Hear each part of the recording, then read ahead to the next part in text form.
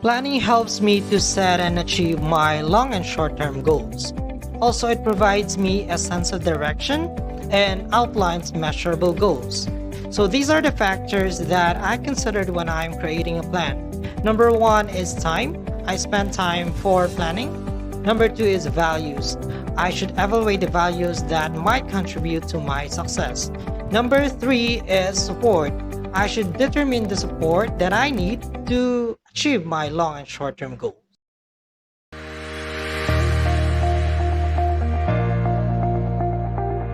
Every manager is different according to Mintzberg theory of management. Mintzberg noted that everyone should practice and master each of these interpersonal, informational, and decision-making rules. As a future marketing manager, I believe that after knowing about these management roles, I realized that marketing managers would have to create campaigns and be organized. Furthermore, they plan out how the product will be communicated with the customers, and they are in charge of making sure that campaigns stay on budget as well as receiving the profit.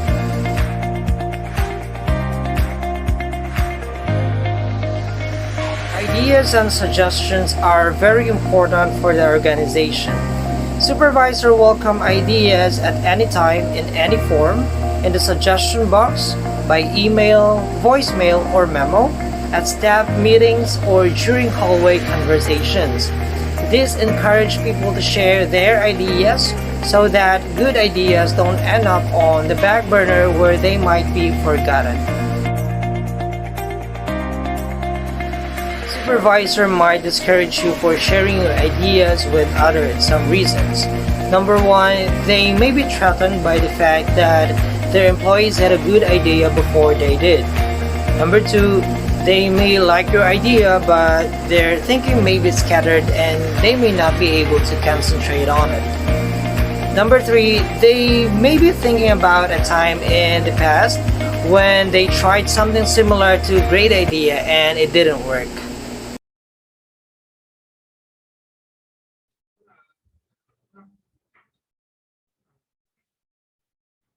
Good day to our Professor John Michael Versosa.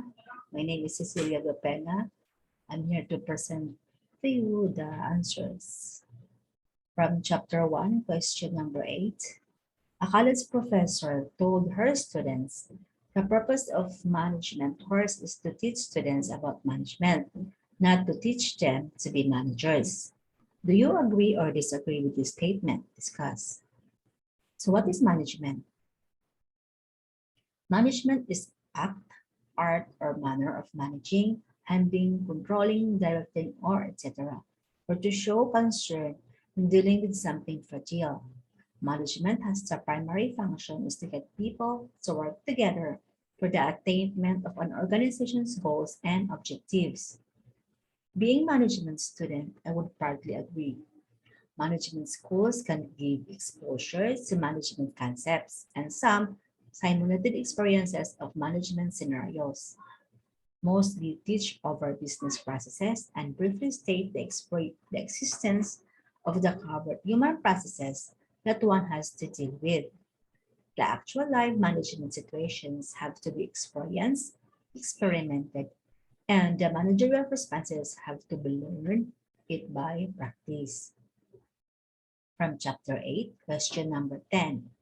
If you are the CEO of a global company, how might you determine whether a globalization, multi-domestic, or transitional strategy would work best for your enterprise?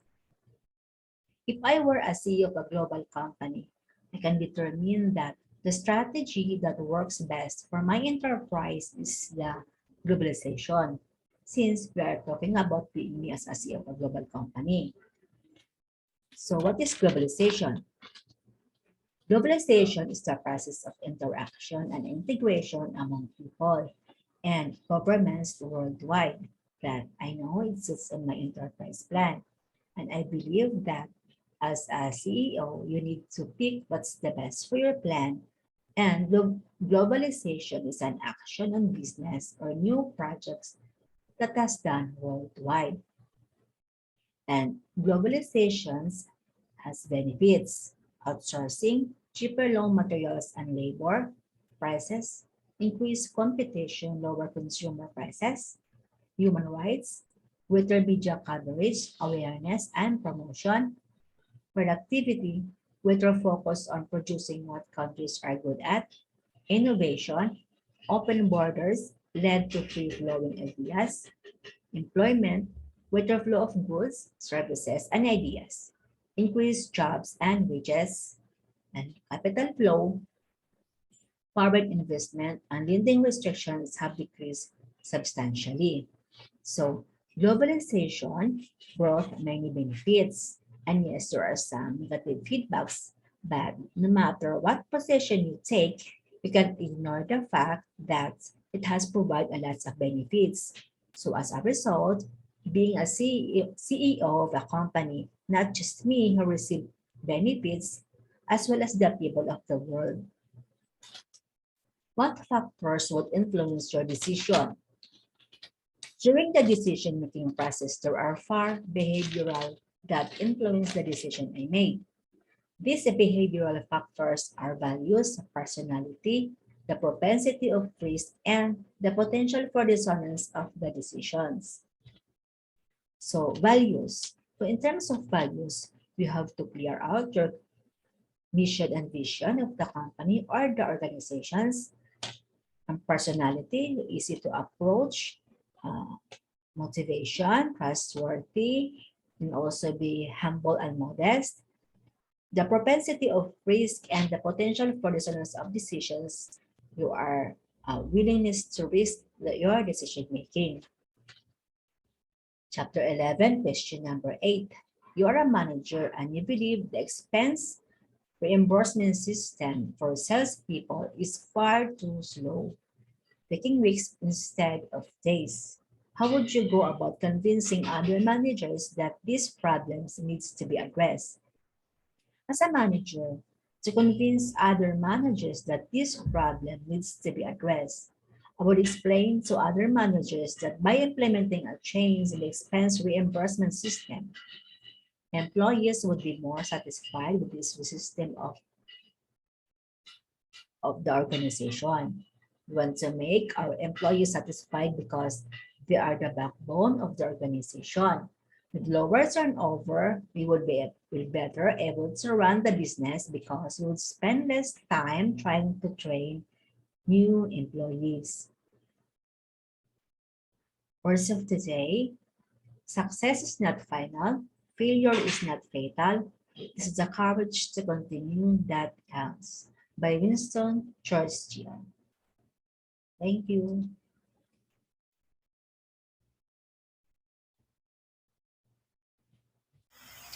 Good evening, everyone. So this is my final video oral presentation in my subject marketing management. So let's start.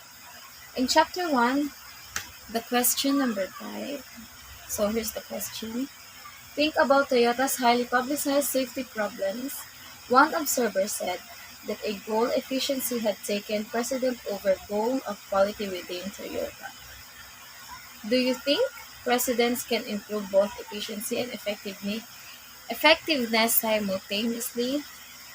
Discuss how do you think Toyota's leaders should respond to the safety situation. So here's my question. In response to the Toyota safety problem, Toyota's appoints safety quality assurance personnel and mechanisms. To take over efficiency, it is possible to improve both effective and efficiency. The leader should identify the risk early and eliminate them while they are still minor problems. That's, the, that's my answer to the question number 5 in chapter 1. So let's proceed to chapter 8, question number 1. Based on your knowledge of the following companies, how effective would you say any one of the following acquisitions were in terms of creating synergy? So here's my answer. It was effective as the Google by YouTube. Way back 2005, Google tried to create one with the name Google Videos. I know every one of us is familiar with that. But the site failed to catch on as quickly as YouTube, which has more social features. Google improved the company because it cares about selling ads. So we can notice that in every clips on YouTube, there there are s- there are a lot or a few ads. So let's proceed to the chapter 15, question number 8. Why do you think so little attention is given to fellowship compared to the leadership in organizations? Discuss how the role of the effective follower is similar to the role of leader. So here's my question. People are followers more often than the leaders, and effective leaders and the followers share similar characteristics. An effective follower is both independent and active in organization. So, mm, an effective follower and effective leadership leader, are similar because they they both commitment on their jobs. Thank you. That's it. Hi, my name is Simon Digisman. So I will proceed for my first question. What do you think is your dominant decision style? Is your style compatible with group techniques such as brainstorming and engaging in rigorous debate? Discuss. So I think my most dominant decision style is being a conceptual decision maker, because those who make decision with a conceptual style are big picture thinkers who are willing to take risks. They evaluate different options and possibilities with a high tolerance to ambiguity. They are social oriented and take time to consider big ideas and creative solutions. Conceptual decision makers look forward to what could happen if the decision is made. Their conclusion come from visualizing different opportunities and outcome for the future. They are strong in making long-term decision, and I believe that being a conceptual decision maker is the most dominant from the other decision style, because being a conceptual, uh, yeah, as I said, is a big picture thinkers who are willing to take risk, but that risk will be turn out be a positive effect. So going on with the second question, would you expect the structure of a company such as Facebook that operates almost entirely online to differ from the structure of a brick and mortar company such as AT&T that uses the internet for some things, such as customer service and business to business transaction? Why or why not? Online businesses such as Facebook function differently compared to brick and mortar services such as AT&T. Although they may have a few overlaps, a lot of their differences come from how they handle their customer services.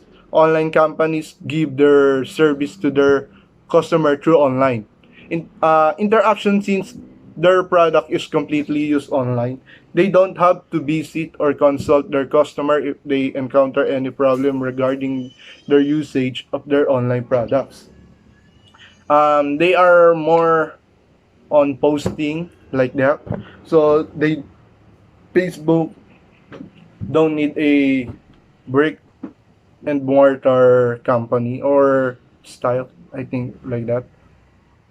On the other hand, brick and mortar companies or business service, their customer primarily go through actual physical interaction.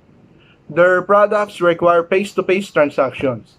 In today's age, online interaction is becoming more and more important in modern day life, because of these brick and mortar services are starting to integrate their services with online system, which has somewhat blurred the line between online businesses and brick and mortar services.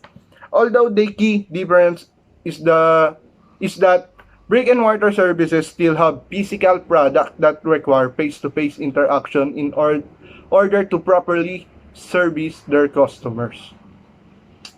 So I'll proceed with the third and last question.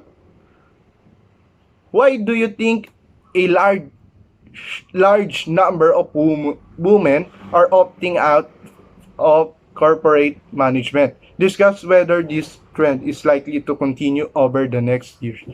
I believe one key reason why women are opting out of corporate management is due to its extremely demanding nature.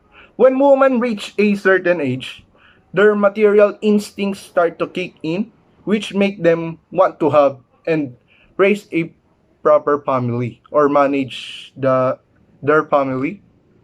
Corporate management often require employees to fill in a big leader role, which can be very stressing and time consuming. Since most women want to start focusing more on their family after a certain age, most of them aren't willing to sacrifice their time for such demanding jobs, even if the pay might be worthwhile.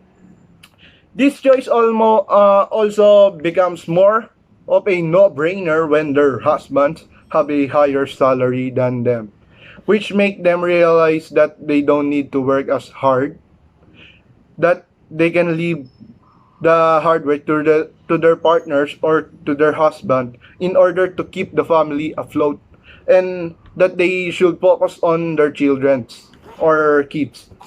What also helps this happen is that men are more willingly to do the hard work or to do the hard work for a longer amount of time compared to women. So that's all. Thank you, sir. I hope you understand something, and thank you for teaching us in this semester. I hope you do well, sir. Thank you very much. Ingat po kayo.